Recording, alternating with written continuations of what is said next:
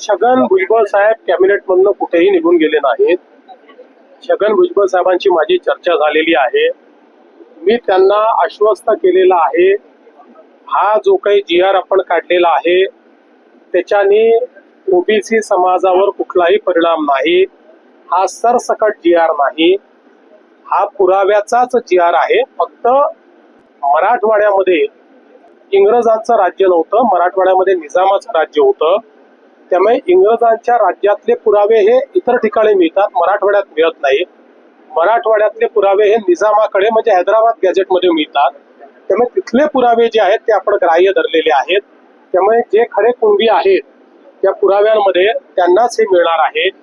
आणि मला असं वाटतं की यातनं एक प्रकारे जे काही खरे हक्कदार आहेत त्यांना मिळणार आहे, पण कोणालाही खोटेपणा करता येणार नाही अशा प्रकारचा हा GR असल्यामुळे अनेक ओबीसी संघटनांनी याचं स्वागत केलेलं आहे.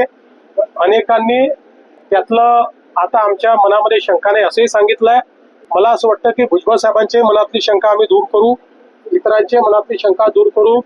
एक गोष्ट ओबीसी नेत्यांना देखील माहिती आहे की जोपर्यंत हे राज्य आहे तोपर्यंत ओबीसीवर अन्याय होऊ शकत नाही.